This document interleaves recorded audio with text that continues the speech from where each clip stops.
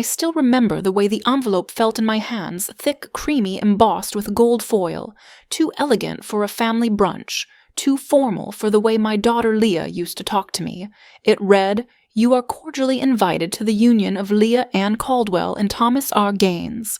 No mom, no handwritten note, just a typed invitation that smelled like someone else's perfume.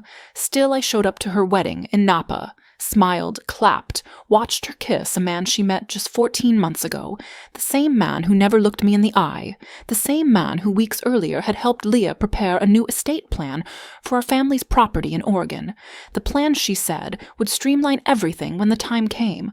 The property in question, a 12-acre vineyard my husband Walter and I built from scratch over 31 years, worth $1.8 million on paper, worth far more in sweat and sacrifice.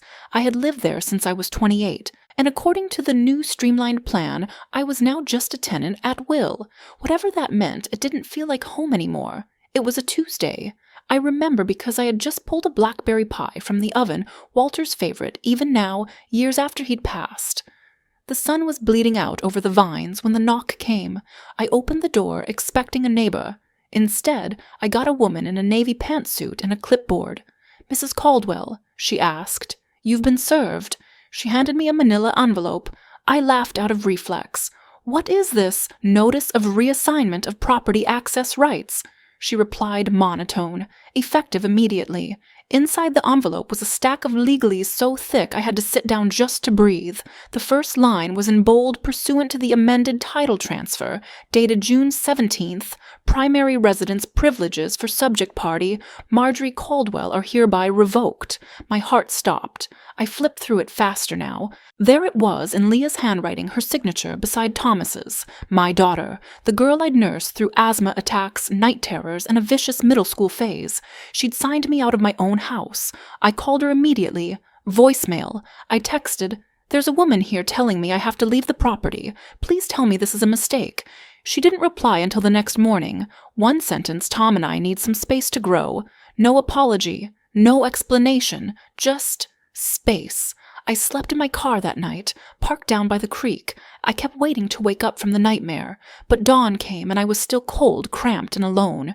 Grief is one thing, but betrayal, it curdles into something poisonous. I drove to the county clerk's office, hands still shaking. I needed to see the documents myself.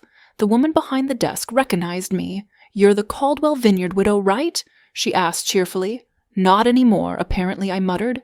She printed out the public record. My name, Marjorie Caldwell, had been stripped from the property deed 2 months ago. 2 months. That was even before the wedding. In my place, Leah Caldwell Gaines and Thomas R. Gaines, joint tenants with right of survivorship. I stared at it, heart pounding. No lawyer, no warning, just a silent erasure. The clerk looked up. "You didn't know I didn't sign anything," I whispered. She hesitated, then leaned closer. "That's strange. It says here, there was a durable power of attorney on file. Signed by you." I grabbed the page. It was dated last Christmas. That's when Leah came over with eggnog, remember. Said she wanted to help me simplify paperwork. She'd had me sign something for tax stuff. I hadn't read it. I trusted her. It wasn't eggnog. It was execution. I drove home, no, not home, I corrected myself. I drove to the cheap motel off Route 5, and I cried, not because I was fooled, but because it was my daughter who did it. She forged my future into someone else's hands and called it simplifying. And Thomas, he was the engineer behind the curtain, that smug smile at the wedding, the insistence on streamlining, the legalese, the timing. It all fit too perfectly. They didn't just take my home. They had planned to erase me from the life I built, quietly, methodically, with silk gloves. I started with the lawyer, listed on the title, changed some hotshot from Portland named Brian Sloan. I made an appointment under a fake name, said I was interested in estate acceleration strategies. The receptionist didn't blink. In his glass office, Sloan oozed confidence, until I slid a photo across the table. "Recognize her?" I asked. He blinked at the image of me holding a wine barrel, Walter beside me. "Harvest season, 1998. That's Mrs. Caldwell." I leaned forward. "The original owner of the vineyard you helped transfer without her knowing." His expression shifted. Not surprised, just irritated. I acted under legal documentation. You mean a forged power of attorney? I wouldn't know that he replied too quickly. That told me everything. I stood to leave. You'll be hearing from a lawyer. A real one. I didn't have one yet, but I had something better. Walter's old journal. He was meticulous, wrote everything down. Meetings, harvest yields, loan discussions, even password hints. That night in the motel, I pored over his final year. And then I found it. A note from 2006. Put full property in Marjorie's name. Leah's too young. Protect vineyard in case of remarriage. I remembered the day he did that. We were fighting. He said he wanted me safe, no matter what. I had cried, told him it was too much. He did it anyway. So how could Leah and Thomas take it now? Simple the deed they filed didn't list the original 2006 transfer, because that deed was destroyed. They'd replaced the original with a new one stripped of that clause, a cleaner version. I drove straight to the county archives again this time, requesting the microfiche backups. The clerk looked annoyed, but eventually pulled the reel. I scrolled, and there it was. The 2006 deed. Clear, legal, unrevoked. My name, sole ownership. Meaning the new title was invalid, meaning they'd filed fraudulent documents, and that was the crack I needed. I sat across from Leah at the cafe downtown. She arrived alone, no Thomas in tow. I had asked for that. She wore those pearl earrings I gave her at her college graduation. Her hair was sleek, her expression unreadable, as if she were the adult and I the child about to be scolded. Why now, I asked. Why would you do this to me? She didn't flinch. You always said the vineyard should stay in the family. In the family, I repeated. You mean yours and Thomas's. Her jaw tightened. Tom's helped me see things differently. The land was being wasted, Mom. You were just sitting on it. I was living on it, I said quietly. She looked away. Was it all you, or did he push you? She didn't answer. So I pushed further. You forged my signature, Leah. No, she said, eyes flashing. You signed it. Christmas. You were tired, you didn't even look. So you knew what you were doing, I whispered. I knew we needed security, a future. You've always held on to everything so tightly, like love, like money, like grief. That last word hit me like a slap. Grief. Walter had died 5 years ago. I had never remarried, never traveled, never sold the land even when developers came with blank checks. I thought I was preserving something I said. You were hiding. She replied, and I couldn't keep waiting for you to hand things over, so I made a decision. Tears burnt my eyes. You mean you stole it? I claimed it, she snapped. We sat in silence. The server came and went. Neither of us touched the coffee. Then she whispered, You're going to undo it all, aren't you? I have to, I said. The deeds, the documents, you and Thomas committed fraud. I didn't know about that, she said too quickly.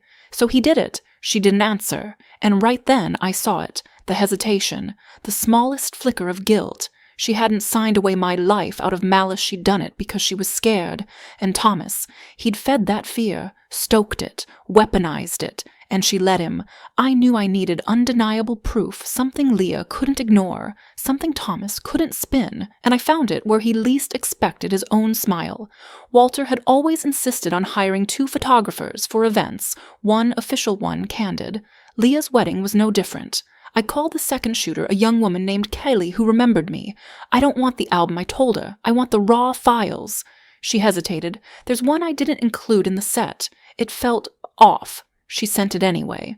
It was taken late at night, reception winding down. In the background, the vineyard twinkling with fairy lights.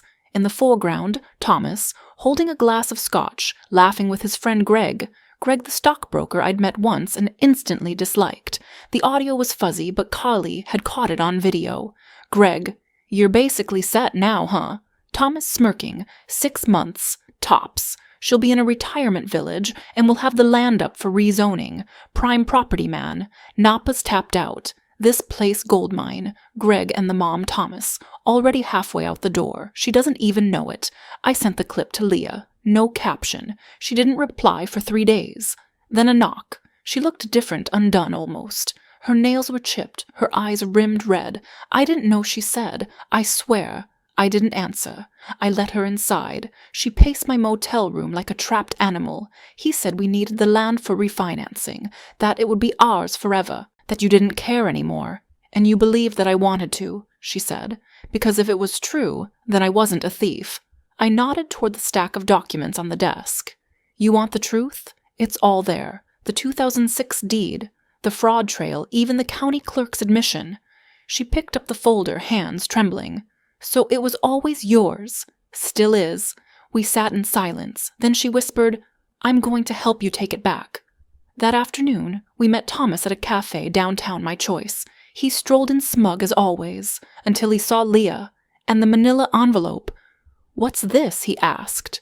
Your exit, I said calmly. He opened the folder, skimmed the deed, the photo, the transcript of his wedding night brag. His jaw clenched. This is illegal surveillance, he hissed. Leah.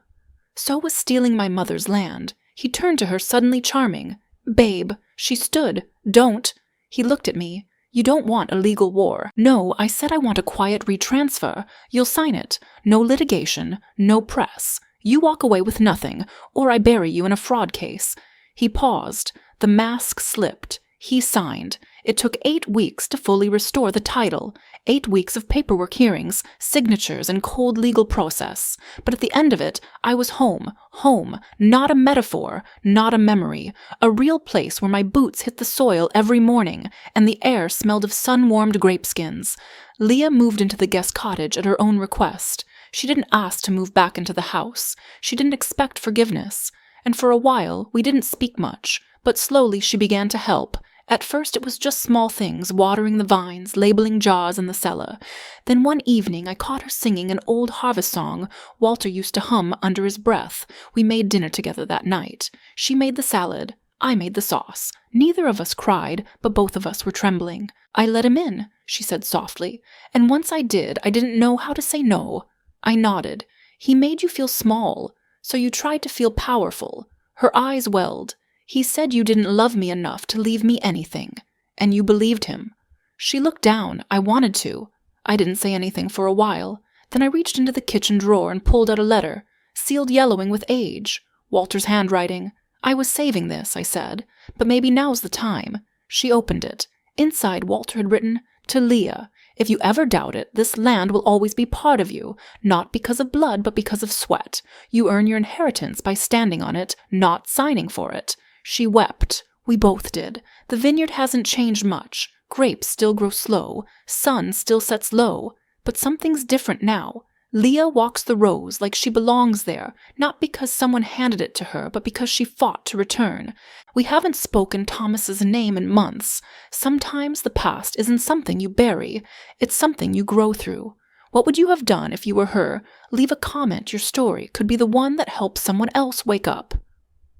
Subscribe Everglimpse for more true story thrillers like this, where the quiet ones fight back and secrets never stay buried.